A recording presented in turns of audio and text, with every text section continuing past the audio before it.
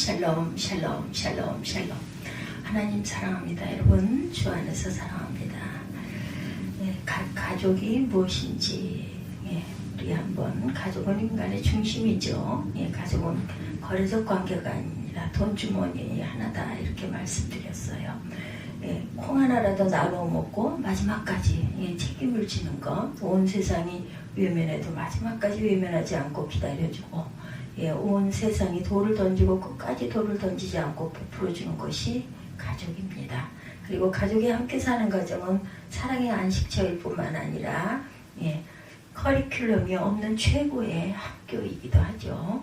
오늘 한 걸음 더 깊이 들어가 가족이 되는 일은 세상에서 가장 쉽습니다.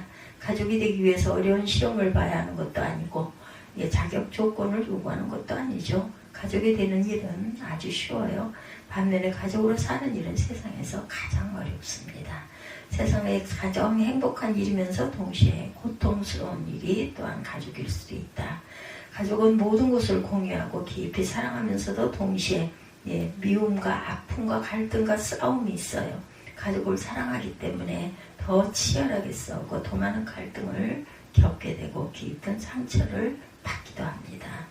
사람은 다 독립된 주체죠. 가족이라고 해서 결국 독립된 주체들이고, 어머니도 한 사람이 독립된 주체고, 아버지도 한 사람의 독립된 주체이고, 자녀 또한 독립된 주체들입니다. 자녀라고 해서 부모 뜻대로 자라주지만은 않습니다. 3살만 되면 벌써 자기 고집을 부리기 시작을 하고, 자기 마음에 들지 않으면 토라질 때도 많아요. 아이들이 부모의 기대나 희망대로 자라주지 않죠. 아이는 아이대로 자랍니다. 부부도 일심동체라고들 하지만 일심동체라는 말뿐이지 일심동체 될 수는 참 어렵죠. 어렵습니다. 완전히 다른 개별체입니다. 어찌 보면 정반대인 경우들도 많습니다.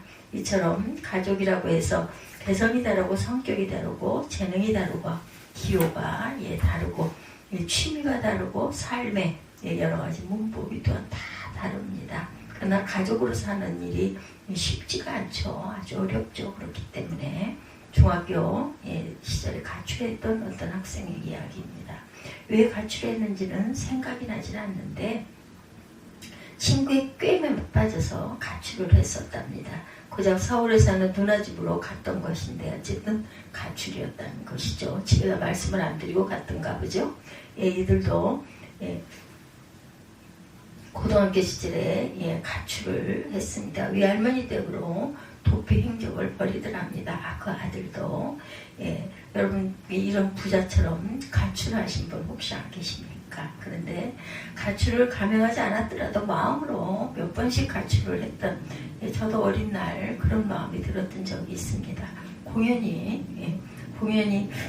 부모님이 나를 소홀히 하는 것 같고, 안 이뻐하는 것 같고, 미워하는 것 같고, 그래서 어디론가 막 떠나고 싶은 그런 생각을 마음만 먹어봤던 적이 저도 있습니다. 부부도 마찬가지죠. 가방 싸들고 뛰쳐나가고 싶은 충동들이 여러 번 있다는 거죠. 볼 것 못 볼 것 다 보며 사는 부부기 때문에 가방 싸들고 뛰쳐나가고 싶을 때가 당연히 있습니다. 자녀를 키우는 일도 힘들고 부부가 모여 사는 것도 아주 힘듭니다. 힘든 과정들을 다 겪어내면서 몇십 년들을 살아가요. 저와 여러분들도 힘들고 어려운 과정을 온몸으로 겪으면서 여기까지 아마 왔을 게 틀림없습니다. 솔직히 눈물 없이 탄식 없이 고통 없이 상처 없이 살아온 가족이 어디 있겠는가 싶습니다. 모든 가족은 깊은 상처와 아픔을 겪어내며 살아갑니다. 수많은 갈등과 맞닥뜨리며 싸우고 상처받고 또 인내하고 또 용서하고 아파하면서 살죠. 그리고 사람은 이처럼 갈등을 겪고 싸우고 상처받고 아파하면서 또한 자라가기도 합니다. 여러분도 그러겠지만 우리 또한 저 또한 마찬가지입니다. 우리가 이렇게 자라게 되는 것 하나님의 은혜고, 적게는 아버지와 아내와 자녀들이 영향이 제일 크죠. 그래서 한 가정의 형제들이 아버지께 회초리를 맞으면서 크기도 하죠. 그전에는 뭐 5남매, 7남매, 12남매, 10남매 많았기 때문에 형제 중에 누가 싸웠다면 똑같이 아버님 회초리를 맞고 어머님한테 회초리를 맞은 일들이 많이 있습니다. 회초리로 종아리를 맞으면서 싸우면 안 된다, 우애해야 한다, 작은 돈은 아끼고 꼭 써야 할 돈에 인색하면 안 된다 등등 많은 말씀을 듣게 됩니다. 그때 회초리를 맞아가면서 아버지께 들었던 말씀이 음으로 양으로 그들의 삶에 큰 영향을 주죠. 예, 이래서 보면 어떤 병원에서 수술을 할 때도 형제들이 합심을 해서 1,000만 원이 넘게 병원비를 보태준 그 아버님의 가르침 때문이었다, 이런 이야기들을 합니다. 예, 그렇게 자랐기 때문에 예, 가족 중에 누군가가 이렇게 좀 큰 돈이 들어가거나 입원을 하거나 하면 다들 같이 이렇게 십시일반으로 걷어가지고 예, 이렇게 돕는다. 아버님보다 더 크게 자라게 한 것은 또한 자녀들이기도 하고 아내가 또한 남편이기도 하죠. 예, 특별히 사춘기 시절에 그 아들과 싸우면서 아내와 이런저런 일로 다투고 싸우면서 또한 예, 남편과 다투고 싸우면서 자라갑니다. 가족이 이런 거죠. 싸우면서 예, 자신을 돌아보기도 하고 예, 막 그 자신의 그 한계를 깨달기도 하고 고통에 또한 마음이 아프기도 하고 예, 조금씩 그런 것들이 깎여나가면서 부족한 부분들을 채워갑니다. 가족과 살면서 예, 그렇게 자라가죠. 모두들 사람은 위로도 자라야 하지만 아래로는 또한 위로도 아래로도 이렇게 자랄 줄 알아야 된다. 사회적인 지위가 높아지는 것, 지식과 능력이 향상되는 것, 경험이 쌓이고 식견이 넓어지는 것, 힘이 강해지는 것도 위로는 잘하는 것을 의미하고 자신이 어떤 존재를 알고 자신의 부족함과 한계를 아는 것도 또한 아래로 자라가는 것이다. 그래서 사람은 위로도 아래로도 이렇게 자라야 합니다. 젊어서는 위로 자라야 하고 나이가 들면 아래로 자라야 한다.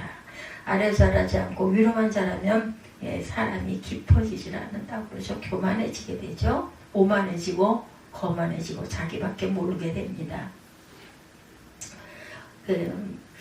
얼마 전 예, 대한항공 일가족들 여론의 그 집중 포화를 맞고 있었던 이런 부분들 많이 있었어요. 그죠? 언론을 통해 드러나는데 조선시대 왕보다 더 위세를 부렸다고 하죠. 사람 됨됨이 아주 예, 천박했다고 합니다.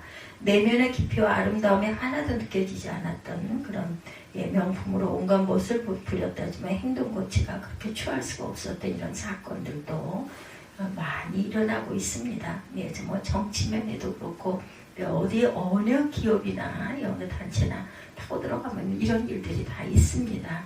예, 다들 배를 채울 만큼 예, 배울 만큼 또 배우고 또한 가질 만큼 가진 사람들이 그렇게 천박하고 추잡한 일들을 가진 사람들이 더 욕심을 부리는 경우들이 많죠.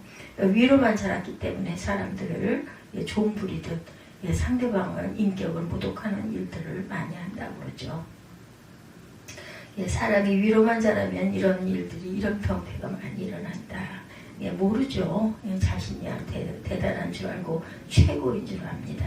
바울이 로마에 있는 그리스도인들에게 말하죠. 로마서 12장 오늘 본문이죠. 14절에서 21절. 박해하는 이를 축복하고 기뻐하는 자들과 함께 기뻐하며 우는 자들과 함께 울라. 오만한 자들을 버리고 오만한 생각을 버리고 비천한 자들과 아예 어울리라.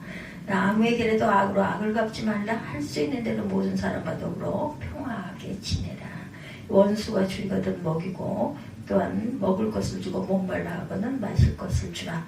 악에게 지지 말고 손으로 악을 이기라. 이 내용 예, 기가 막힌 말씀이죠. 이렇게 할 줄 알아야 됩니다. 예, 위로 자라기만 한 사람이 행할 수 있는 일이 있는지 하나도 없죠. 예, 위로 자라기만 한 사람은 박해하는 자를 축복할 수 없습니다. 또한 우는 자들과 함께 울 수도 없어요. 오만한 생각을 버리고 비천한 자들과 어울릴 수도 없습니다. 모든 사람과 더불어 평화로이 지낼 수도 없습니다. 이런 일들은 오직 아래로 자란 사람만이 할 수 있다.